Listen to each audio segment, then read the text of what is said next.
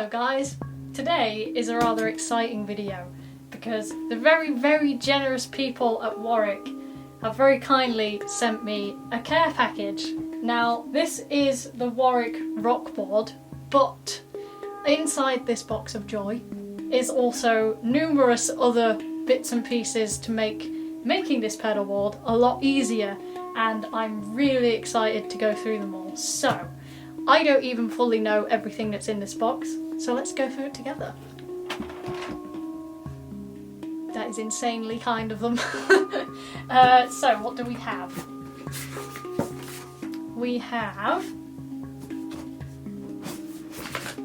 Pedalboard LED light. That is amazing.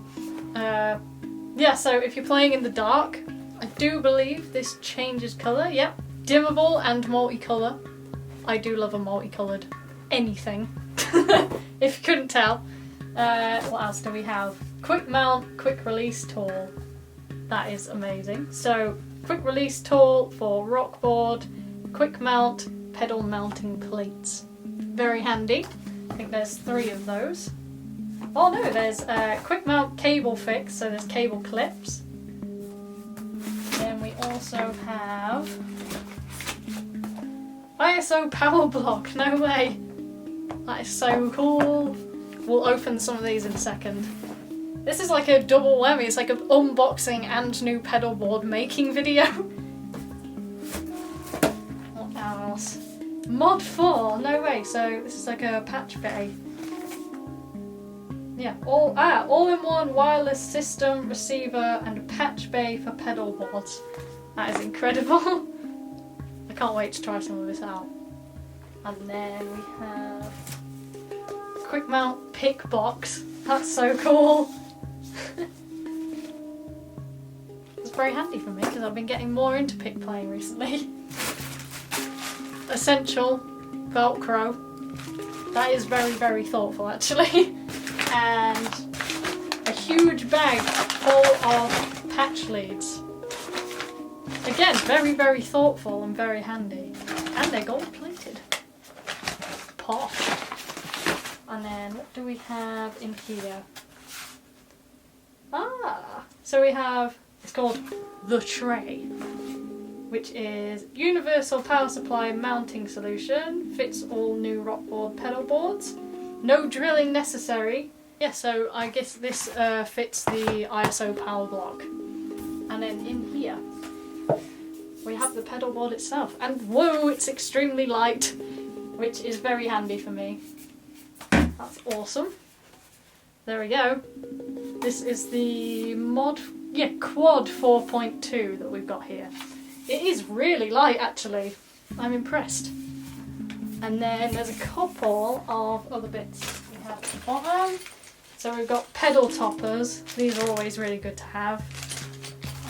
So if you've got a pedal that's in a bit of an awkward place, or it's got a tiny button, or the button's just not that great, put a pedal topper on the top of it and it just makes it a lot easier to turn on and off.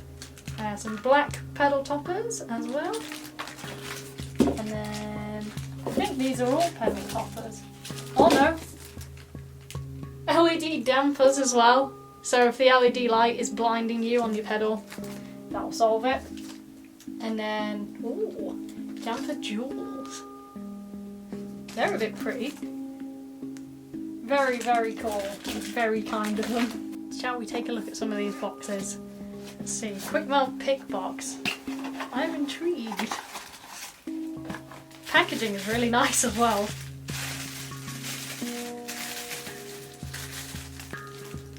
Oh, it's so cute. It's even got little sticky foam bits to put on the bottom. That is amazing. So I'm intrigued about this power block. Let's see what we've got. Got cold hands as well, so I'm testing my dexterity here. So we got, it's even labelled. We have cord box and power box, so you know exactly what you're opening. Very organised. Let's take a look. Oh, that feels a bit sturdy. That is some serious bit of kit. I'm excited to try this. So this is the 12 one, so you got 12 slots, which is good for me. So I'm a bit of a pedal fiend. Very, very nice. I won't go through all of these boxes because I want to save some for when we're actually making the pedal board. Also for myself, I want to save some surprises. There's even a little thing stuck in the bottom of this that says, "Did you lose your manual? Download available at..." And then there's a website, which is a nice little touch. So, this pedal board actually is going to replace my original mothership pedal board, and part of the reason is, one, with my new own band on the way, I kind of need a bit of a simplified version of my pedal board because I'm going to be singing and playing bass. I don't want to be fumbling around millions of pedals trying to then also sing and play bass and perform and do everything else. But the second reason is my other pedal board is just so heavy, and although it's really fun having so many pedals all on one board, it's not fun having joint issues after every gig. So something like this, which is super lightweight, is going to be an amazing, nice break on my joints. No pun intended, please don't break my joints. But yeah, so this is actually going to be my main gigging board from now on. So I'll be using it in the trio, using it in Von Strangelove, my band. I'm really looking forward to making this, so shall we get to it? I did do some of my planning on Warwick's online board configurator, which I wanted to say actually, this is well worth checking out. It's a really cool website. If you do have pedals on your board that aren't on their database yet, you can add them yourself. You can upload a picture, and there's even a way to remove the background automatically. I couldn't find any decent photos of the Morley Wah or the Doctor Strange fuzz online, so the photos of them on the database are actually my pedals, but you can add all the relevant information, weight, size, connections, etc. And you can even add a link to any demo videos. You can also add a description to your board, wire up your signal flow, and you can add as much or as little information to things as you like. But once you're done, you can release it into the wild. Can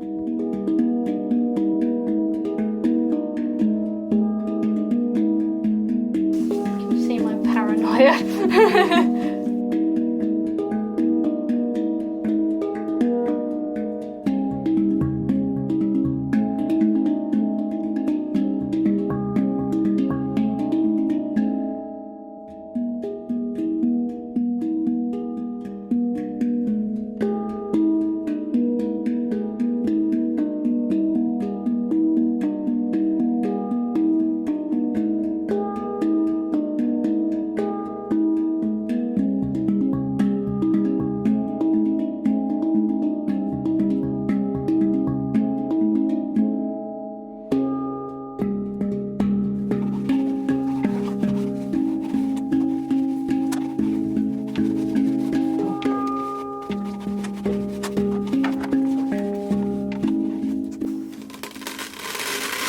The Velcro might be a bit strong. Okay, so time to get the pedals on and get everything wired up.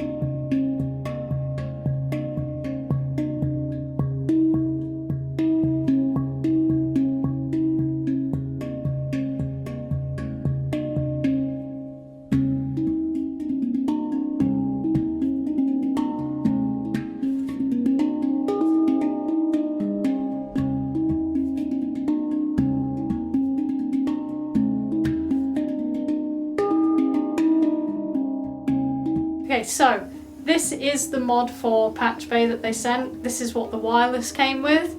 For me personally, I don't really use patch bays because everything on my board is linear.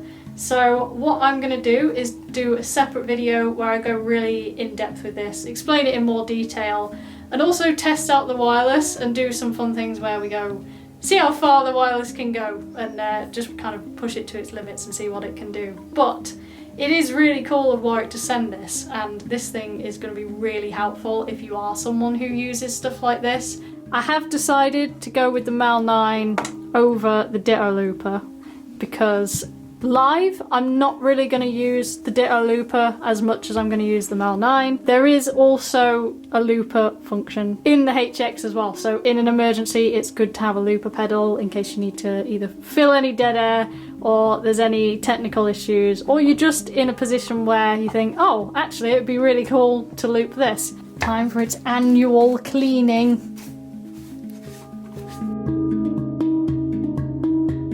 Are you ready?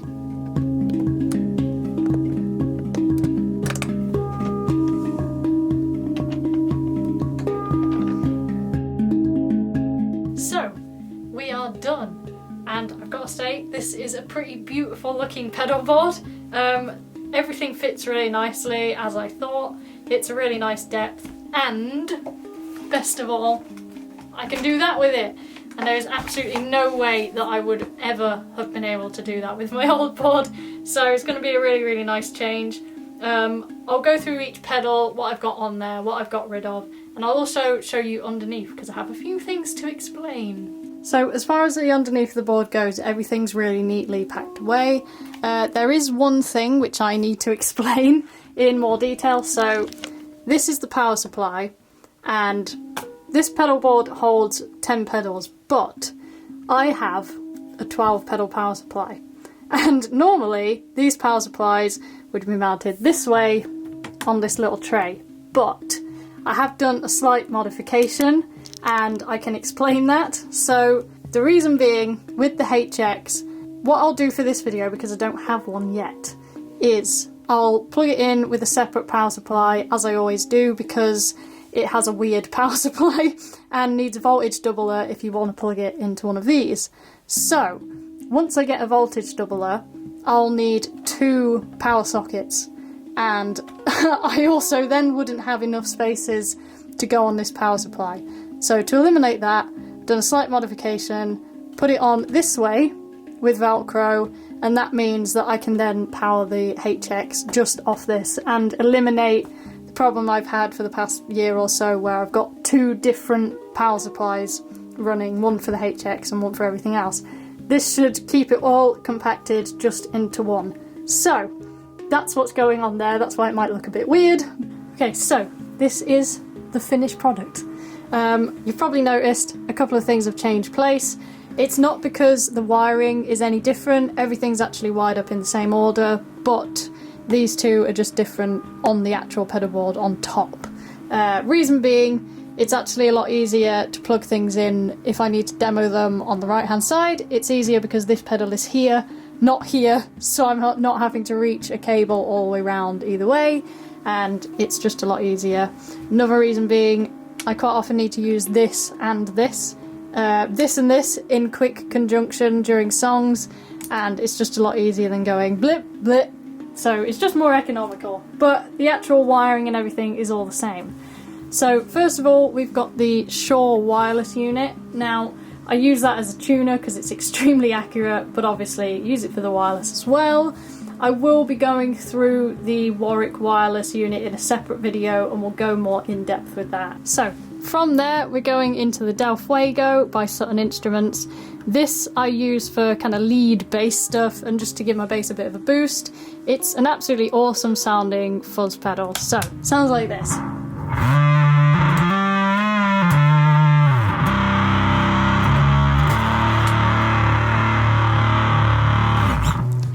Love that pedal. Then from there we're going into the Doctor Strange fuzz by Hubcap John.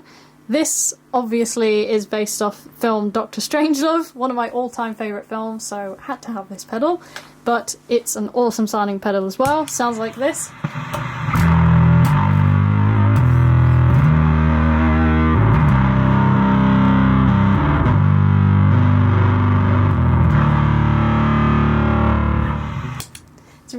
unique sounding fuzz pedal as well. Don't know how it comes across on the actual camera microphone, but DI'd you can really hear. From there we're going into the 90s Morley wah / volume pedal, and it says Vlad the Inhaler on top because I always forget to take my inhaler before I go on stage. So there's my reminder that's now blended into the background and I never notice anyway. But it's there.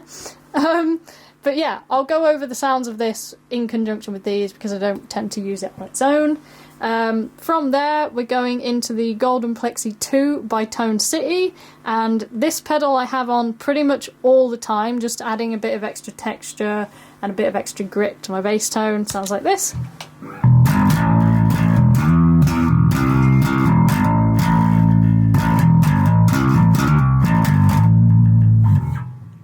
Another great sounding pedal.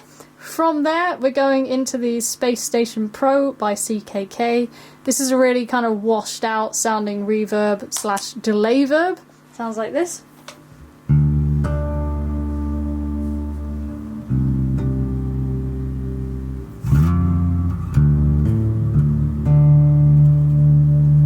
And this is the delay verb type one.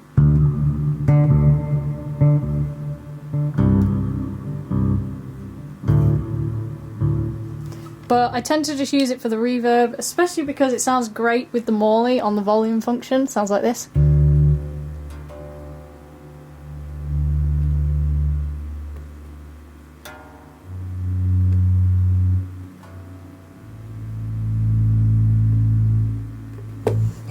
Really hard to do when you've got one hand, but from there we're going into the Polara by Digitech. Now this is a pedal that kind of does loads of different things, but I tend to just use it for its reverse feature, which sounds like this.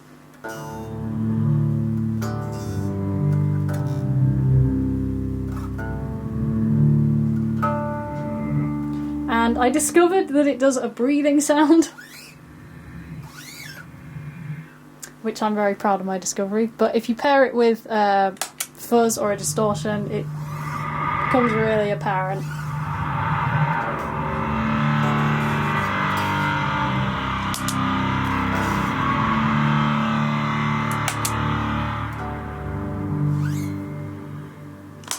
Another great sounding pedal. Then from there we're going into the Mel 9, which I use mainly for kind of adding textures. It sounds like this.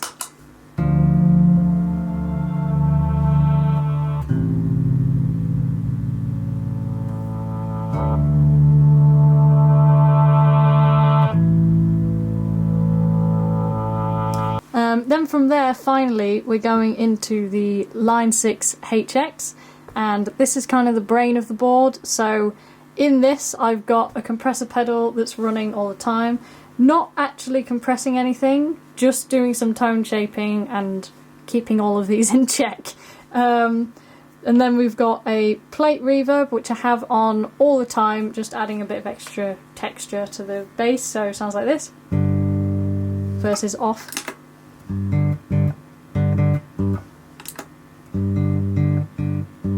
Just makes it a bit less dry. Then from there we've got a digital delay which sounds like this.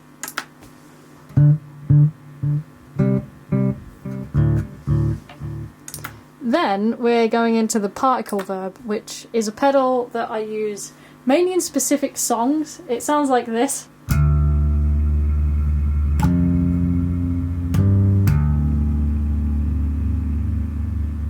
And it sounds really good if you take the mix all the way up as well.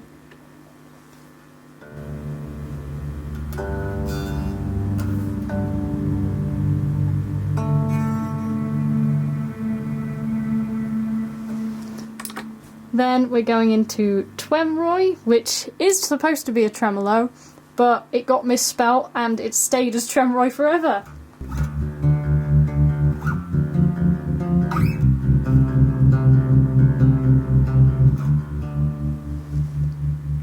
Then we have Sweep Echo.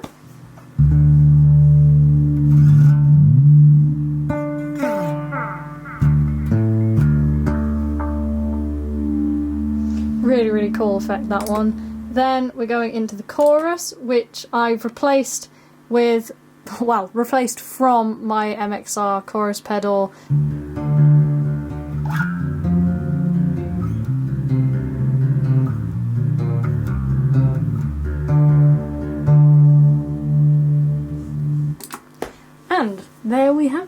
So things are wired up a bit differently than you might expect, but it all makes sense once you explain it. So, hope you've enjoyed this unboxing slash making a pedalboard video. It's been really fun and I am absolutely over the moon with this board. Massive, massive thank you to Warwick for sending all of this stuff. I really can't quite believe it, to be honest, so thank you so much. I am incredibly grateful and I'm really over the moon with all of this.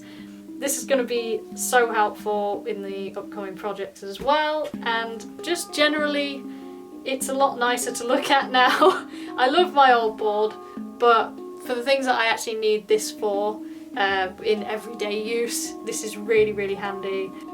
Also keep an eye out for this board on Warwick's website as well, because it will be uploaded there with all the specs, etc. But thank you very much for watching. I can't wait to actually play on this, so I'm going to do, as usual, an improv video where I just see where it takes me, and this will be my kind of first time properly playing on this board, so you'll get to see it. Hope you enjoy it. I'll put a link to my Bandcamp in the description if you want to hear some original music. Keep an eye out for this board in my upcoming project Fun Strangelove, and of course in the trio as well, because this will be getting used for pretty much everything I do now. But yeah, thank you very much for watching. Hope you enjoyed, and I will see you next time. Bye.